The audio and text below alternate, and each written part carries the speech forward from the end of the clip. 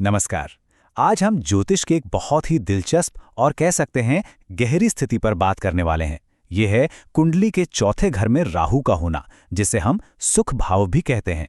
जानते हैं, ये एक ऐसी ज्योतिषी युति है जो अक्सर बाहरी सफलता और भीतरी अशांति के बीच एक अजीब सा एक विरोधाभास पैदा कर देती है।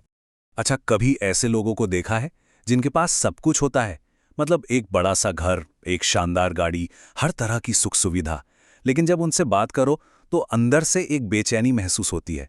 ऐसा लगता है जैसे मन शांत ही नहीं है, जैसे वो किसी चीज की तलाश में तो हैं, पर उन्हें खुद भी नहीं पता कि वो क्या है।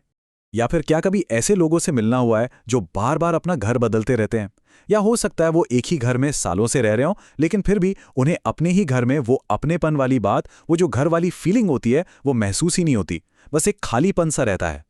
जानते हैं, वैदिक ज्योतिष के हिसाब से इन सभी अनुभवों के पीछे एक बहुत बड़ा कारण हो सकता है, और वो है कुंडली के चौथे भाव में छाया ग्रह राहु की मौजूदगी। जी हाँ, यही वो ग्रह है जो भौतिक सुखों और मानसिक शांति के बीच का जो संतुलन है, उसे अक्सर बिगाड़ देता है। तो चलिए इस विषय में और गहराई से उतरते हैं। इस पूरे विश्लेषण में हम इन सभी पहलुओं को एक एक करके समझने की कोशिश करेंगे। सबसे पहले बात करेंगे एक बेचैन मन के परिचय की, फिर देखेंगे कि सुख और संपत्ति पर इसका क्या असर होता है, माँ, परिवार और करियर पर इसके प्रभाव को भी जानेंगे, और फिर आध्यात्मिक सबक और चुनौतियों को समझेंगे, और हाँ, आखिर में शांति के लिए कुछ असरदार उपायों पर भी चर्चा करेंगे। तो हमारा पहला खंड है एक बेचैन मन।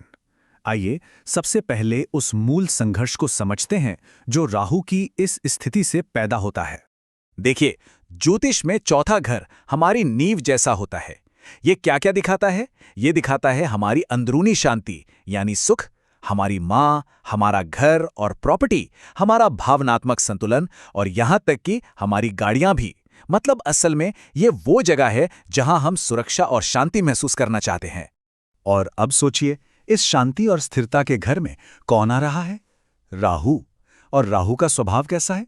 भ्रम पैदा करना, अतृप्ति और असंतोष को बढ़ाना। यह आपको बाहर से तो हर आराम दे सकता है, लेकिन भीतर एक गहरा खालीपन छोड़ जाता है। ये धुएं की तरह है जो दिखता तो घना है पर होता खोखला है। तो जब ये दोनों मिलते हैं तो जानते हैं कैसी भावना पैदा होती है? मेरे पास सब कुछ है लेकिन मेरे पास शांति नहीं है। यही वो मूल विरोधाभास है जिसे चौथे घर में राहु वाले लोग अक्सर अपनी जिंदगी में महसूस करते हैं। तो ये जो ऊर्जा है, ये असल जिंदगी में, मतलब किसी के मन पर और घर पर कैसे असर डालती है? चलिए देखते हैं।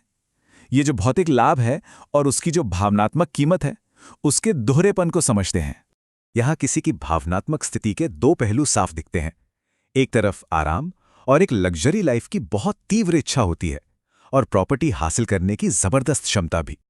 लेकिन सिक्के का दूसरा पहलू यह है कि वही ऊर्जा बेचैनी, चिंता, हर बात पर जरूरत से ज्यादा सोचना यानी ओवरथिंकिंग, और एक कभी न खत्म होने वाले असंतोष को जन्म देती है।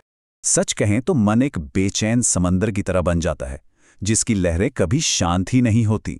विचारों का एक ऐसा तूफान चलता रहता है जो इंसान को कभी भी पूरी तरह से चैन से बैठने ही नहीं देता। और यही दोहरापन भौतिक घर के मामले में भी लागू होता है। एक तरफ इंसान एक आलीशान घर बना सकता है, विदेश में प्रॉपर्टी ले सकता है, एक मॉडर्न लाइफस्टाइल जी सकता है, लेकिन दूसरी तरफ हो सकता है उसे बार बार घर बदलना पड़े, प्रॉपर्टी को लेके झगड़े हों, और सबसे बड़ी बात, एक सुंदर मकान तो मिल जाता है पर उसमें वो घर वाली भावना नहीं मिलती। तो ये जो अंदर की बेचैनी है ना, ये सिर्फ मन और घर तक ही नहीं रहती, ये हमारे सबसे करीबी रिश्तों और हमारे कामकाज पर भी असर डालती है। आइए देखते हैं कैसे। क्योंकि चौथा घर माँ का भी कारक है, तो यहाँ पर राहु का होना माँ के साथ रिश्तों में खास तरह की चुनौतियाँ ला सकता है। माँ से दूरी या गलतफहमियाँ हो सकती हैं, उनकी सेहत को लेकर चिंताएं बनी रह सकती हैं, और जो भावनात्मक जुड़ाव है वो थोड़ा कमज़ोर महसूस हो सकता है। कई बार तो ये अलग रहने या एक गहरे भावनात्मक फासले की वजह भी बन जाता है। लेकिन दिलचस्प बात यह है कि यही ऊर्जा करियर में अप्रत्यक्ष रूप से मदद भी कर सकती है। ऐसे लोग उन फील्ड्स में बहुत सफल हो सकते हैं जो दूसरों के लिए आराम और लग्जरी बनाने से जुड़ी हैं, जैसे कि रियल एस्टेट, इंटीरियर डिजाइनिंग, गाड़ियों का बिजनेस या फिर विदेशी कंपनियों में काम। एक तरह से वे दूसरों को वो आराम देने में माहिर हो जाते हैं जिसकी उन्हें खुद को तलाश होती है। अब भौतिक दुनिया से आगे बढ़ते हैं। चौथे घर में राहु एक गहरा आध्यात्मिक सबक भी देता है। ये सुख के असली मतलब को खोजने की एक यात्रा है। ये जिंदगी का एक बहुत ही ज़रूरी पार्ट सिखाता है, जो 3 स्टेप्स में होता है।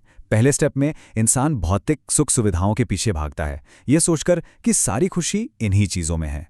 फिर दूसरे स्टेप में जब सब कुछ मिल जाता है, तब भी एक खालीपन का एहसास होता है।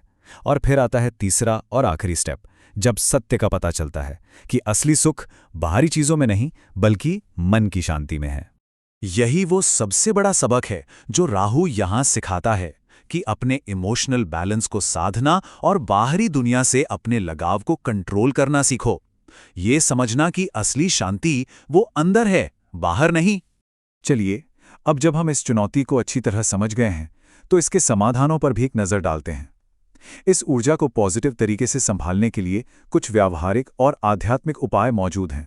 ये कुछ बहुत ही सरल और व्यावहारिक उपाय हैं जिन्हें कोई भी अपनाकर स्थिरता और शांति पा सकता है। जैसे मन के उस बेचैन समंदर को शांत करने के लिए ध्यान और माइंडफुलनेस का अभ्यास करें। माँ के साथ रिश्ते को ठीक करने और उसे मजबूत बनाने की कोशिश करें और प्रकृति के साथ जुड़ें। बागवानी जैसी एक्टिविटीज मन को स्थिर करने में बहुत मदद करती हैं।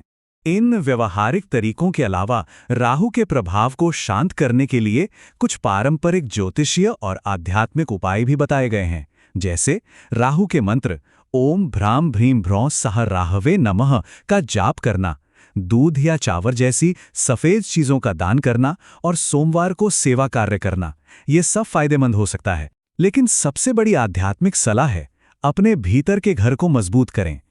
तो चलिए अब इस पूरे विश्लेषण का जो सार है उसे समझते हैं।